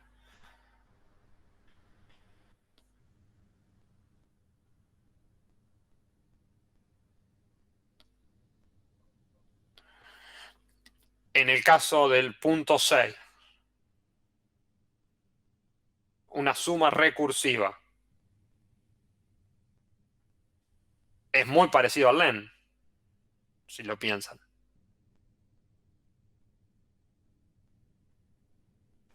En vez de 1, el primer número, supongo. El valor del nodo. Claro, el valor. O sea, acá, yo acá dije 1 más nodo.prev. Acá sería node.value.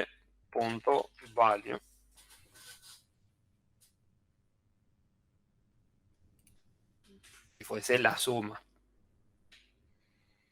Yo quiero a lo total.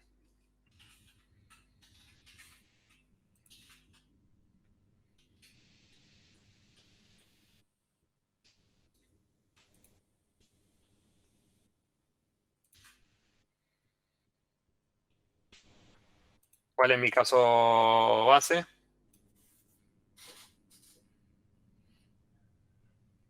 Que node.next esté apuntando a none. Porque se te termina la pila y no tenés más números para sumar. Sí, pero ahí si digo que si no de punto next es none, me va a faltar sumar 1, me parece. Ah, sí, tenés razón. A ver. No tengo nodo escondido acá. Esto es una pila.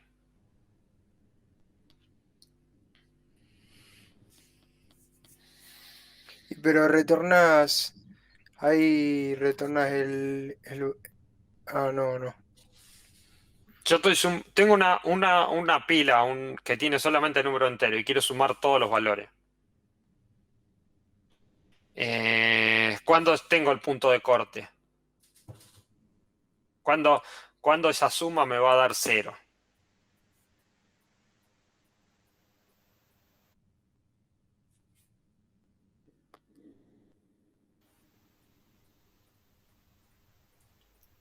Pero va, cuando sea así, cuando no haya más nodos. Exacto. Cuando este node es none. Llegué al final. Y retorno 0. Eso es lo único que yo estoy seguro, que cuando no tenga elementos la suma me va a dar 0. Después si dentro de la pila tengo todo 0, y bueno, pero eso no es algo que yo pueda saber. Mi caso de corte es, cuando la suma total es 0, bueno, cuando no tengo elemento. Después, si tengo elemento, voy a retornar el valor más el total resto. Yo no sé cuánto es. pero no me importa. Yo sé, yo estoy parado en mi primer elemento. Y bueno, yo sé que la suma es el valor del nodo donde estoy parado más la suma del resto. ¿Cómo se resuelve la suma del resto? No es mi problema. Eso se entiende, lo tengo que pensar cómo lo puedo ir resolviendo usando subproblemas del mismo tipo. La suma, esto que estamos calculando acá, es el valor donde estoy parado más la suma de la subpila que contiene todos los otros nodos.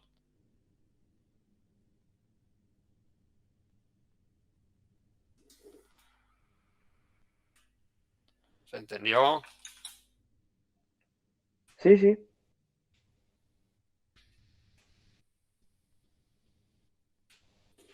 Bueno, yo ahí hice Sí. que haga la Yo suma. cuando me dijiste que lo de node.next no iba a ser una posibilidad porque me iba a faltar algún elemento, empecé a tratar de pensarlo con recursividad operando desde el len con un contador. Creo que me rebusqué demasiado, ¿no? Un poquito. Está, porque de última a modo de práctica podía intentar implementarlo, pero digo, por ahí no vale la pena. Yo acá lo que hago es, si mi pila tiene 4 elementos, es problema de la función esa. Y se va a ir haciendo tantas llamadas hasta que llegué a acá. Cuando llamé con el puntero, cuando el node.prev me devuelva none. Entonces ahí sí termino yendo a mi caso base, que es este, y retorno el 0.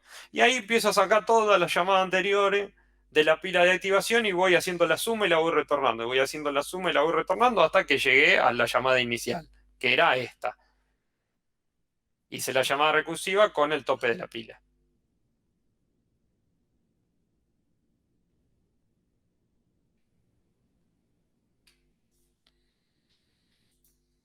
Qué silencio. Hasta el grillo se me cayó. Y en algún momento la ópera se tenía que terminar. Se mandó terrible recital el grillo.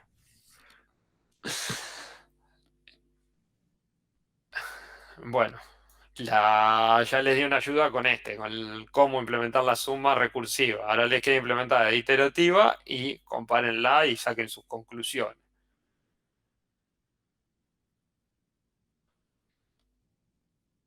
Bueno, en esta se las dejo a ustedes también. Implementenla, debaguenla y miren cómo se comportan esas dos funciones para calcular el Fibonacci de n.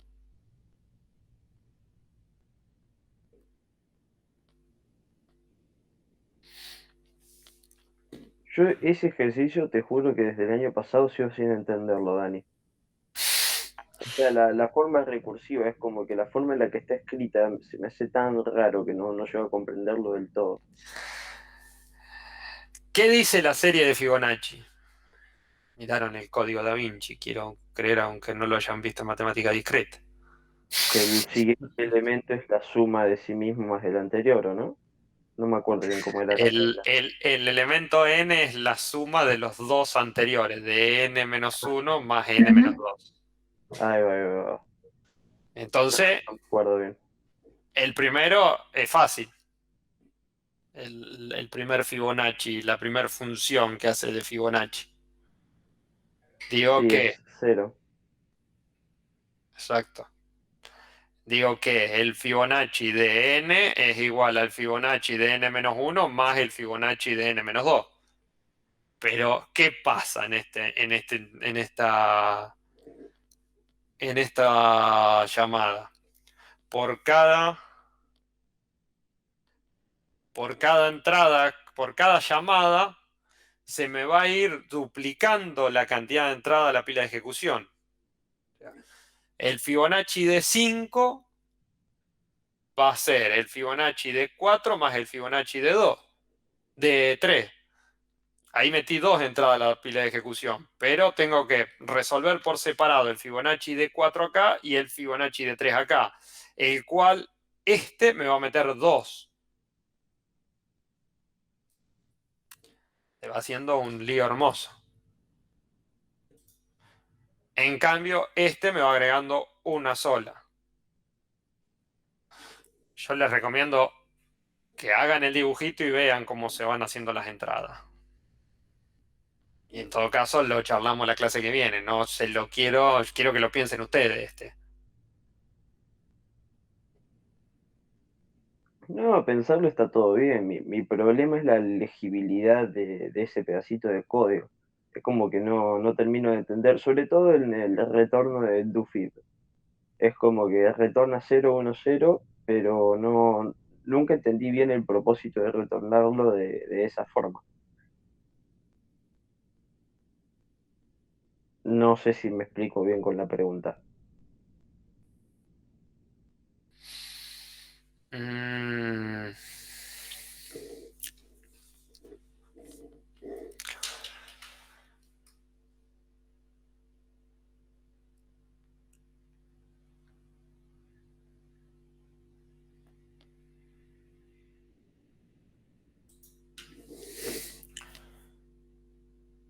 Sí, es bastante rebuscada la función. Gracias. Ya por ahí me estoy empezando a sentir un poco mal conmigo mismo. Pero lo que va haciendo es toma el caso base donde es el primero y te está recibiendo el valor a retornar.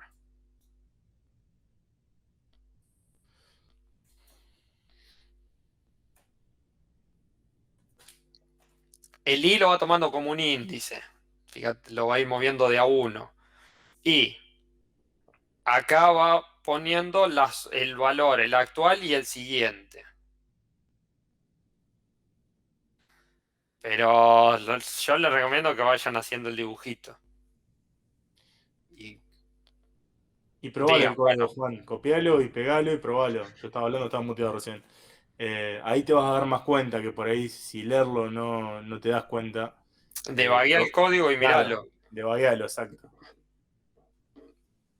Es la única manera de comprender algo que no te das cuenta que es. Explicarlo con palabras se complica. Sí. No, sí, El código. totalmente.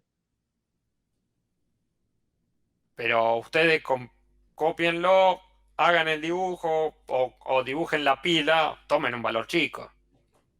Y fijen cuántas entradas se van haciendo a la pila, cuántas llamadas recursivas.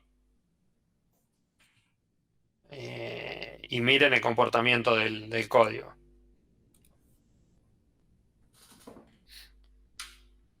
Bueno, ya el 8 ya arrancamos con árboles. Yo quisiera que hagan estos 8, nos saquemos todas las dudas de recursividad, podamos cerrar el tema de recursividad antes de meternos con árboles. Creo que Ceci habló muy poco de árboles. Si quieren me cuentan, nos sacamos algunas dudas de los conceptos que ella ha dejado de árboles.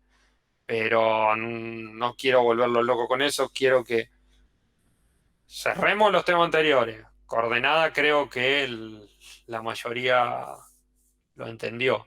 Si no me mintieron. Creo que con los ejemplos de hoy ya me parece que lo pudimos cerrar. Y quiero que hagan estos ejercicios, son simples los ejercicios de recursividad que se piden, pero que quede claro cómo busco el caso base, cómo voy pensando como un subproblema. Y cuando en el parcial le preguntemos ¿cuál solución es mejor? ¿Qué van a responder? Todas menos la recursiva. Exacto. Una ventaja que tiene la recursiva, que a veces es más fácil de leer. Exceptuando la de Fibonacci. Esa solución de Fibonacci. Nada, igual, por ejemplo... Que también me confunde. Si la miro así, me la tengo que poner a pensar para entenderla. Sí, sí, es mucho más sencillo leer una solución recursiva como la del ejercicio 6 y 5 que leer la del ejercicio 7. No, la miro y me tengo que poner a pensar para entender cómo está escrito eso. No es tan trivial, pero la idea de complicarla así es que la piensen. Esta lo va resolviendo de atrás para adelante, o sea, arranca del 5, por ejemplo, pido el Fibonacci de 5, dice que el Fibonacci es de 4 más el de 3. ¿Cómo resuelvo el de 4? Digo que el de 3 más el de 2. ¿Cómo resuelvo el de 2? Digo que es el de 2 más el de 1. En cambio, esta, cuando la miren y la debagueen, se van a dar cuenta que la va armando al revés. Primero resuelve el de 1, después resuelve el de 2, después resuelve el de 3, después resuelve el de 4 hasta que llega el de 5.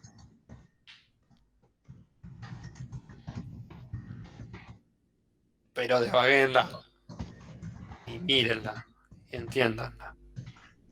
Y todo lo que termine en la.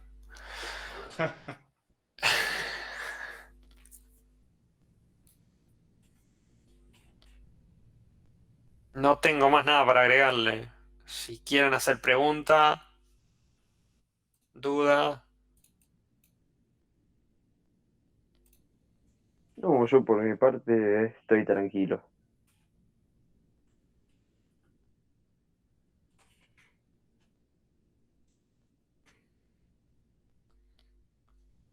Pero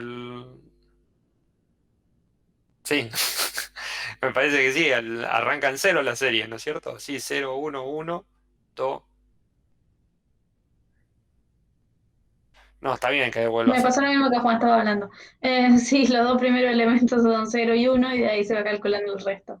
Va, al menos en este caso de la original. Después lo pueden calcular con cualquier, ¿cómo es que se llama? Con cualquier valor y uno le va aplicando la serie, pero la oficial, digamos, arranca con esos.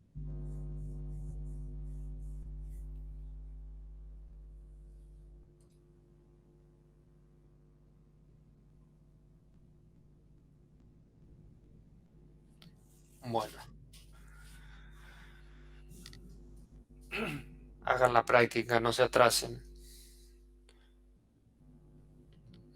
Y están, si no hay pregunta, lo quedan en libertad. No, Dani, yo hasta acá llego. Nos vemos, profes. Nos vemos, Juan. Nos vemos. Yo tengo una pregunta, pero es para Juan, pero no tiene que ver con la materia. Hágala.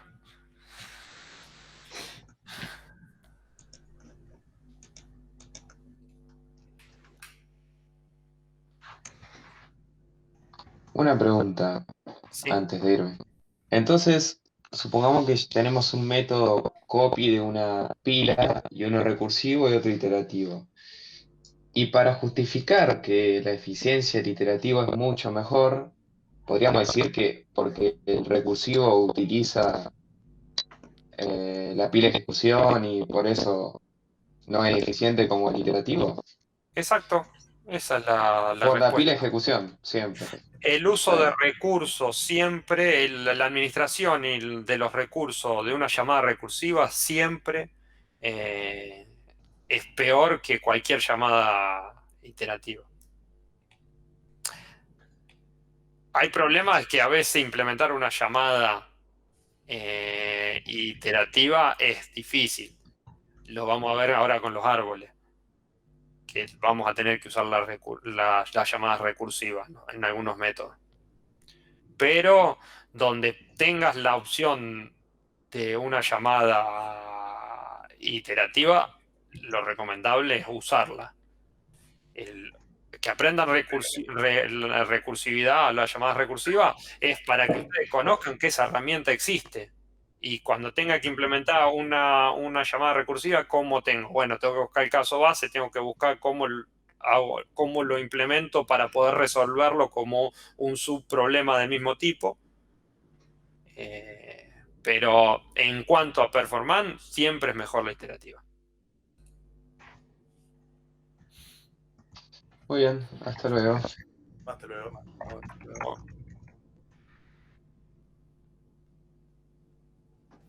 Si nadie tiene preguntas sobre la materia, ¿te puedo preguntar algo, Juan, sobre Python? Sí, por favor, lo que quieras. Ahí te estoy pasando un video que es sobre un estadounidense que lo que hizo fue crear un bot en Python que le llega un mensaje de texto al teléfono cada vez que le llega un mail.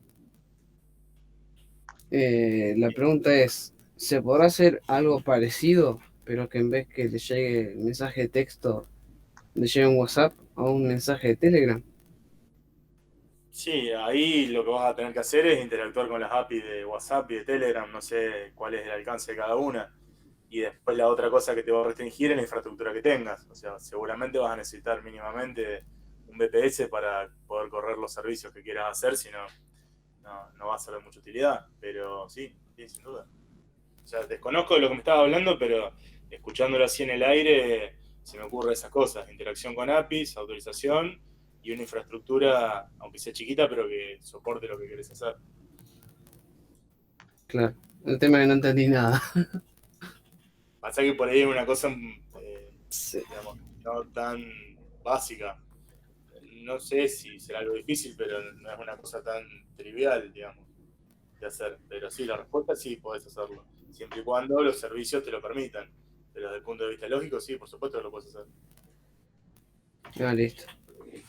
Hay una característica que te permite hacer prácticamente todo. Hay cosas que las va a hacer mal, o que va a ser no tan eficiente, o que pueden no gustarte, pero es un lenguaje muy genérico. O sea, te permite hacer web, te permite hacer backend, te permite hacer parsing, te permite hacer un montón de cosas. Después puede ser que no te sea tan útil para el problema que vos tengas. Te va a pasar con cualquier lenguaje en general, de todas maneras. Pero sí, la respuesta es sí, en principio. Sí, Igual yo no lo que le buscaba preocupaba yo mucho, era que... no hay problema, darte una mano. O guiarte. Sí, lo que buscaba yo es que, por ejemplo, me llegue al WhatsApp o al Telegram cuando llega un mail o algo, porque a mí siempre me llegan como 3 horas tarde los mails, ¿no? Y, por ejemplo, hoy la profe puso que suspendía en pergamino en la clase y no sé qué hora lo puso y a mí me llegó como 3 horas después. ¿Sabés lo que es un API? No. Una API. Bueno, es una forma de interactuar con un servicio, que la mayoría, digamos, de los sistemas tienen eso. Para vos querés interactuar con Telegram, vas a tener que interactuar con la API. Yo te diría que empieces a mirar por ese lado, de qué se trata, cómo funciona. No es algo básico, pero bueno, no digo que no se pueda hacer, dependerá de las ganas que le metas. Pero arrancá por ahí, para entender un poco cómo funcionaría la solución a tu problema y después empezar a ver cómo resolver esa solución. Ok. Encontrarlo lo vas a encontrar porque no sos el primero que lo quiere hacer, seguro. Probablemente algún indio o chino se le habrá ocurrido ya. No te gusta también, por ahí algo que ya está implementado y puede ser útil para aprender también. Si es un indio todo bien porque está en inglés, pero si es un chino va a tener problemas.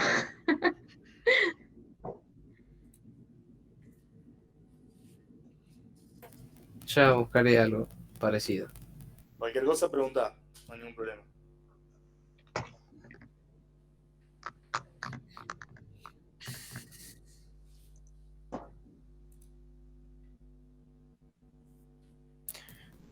No, yo no he escuchado de que tenga WhatsApp, tenga API.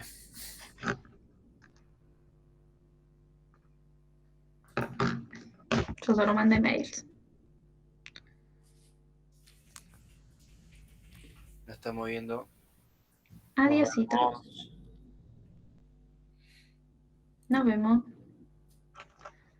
Nos vemos en persona la semana que viene si todo sigue así.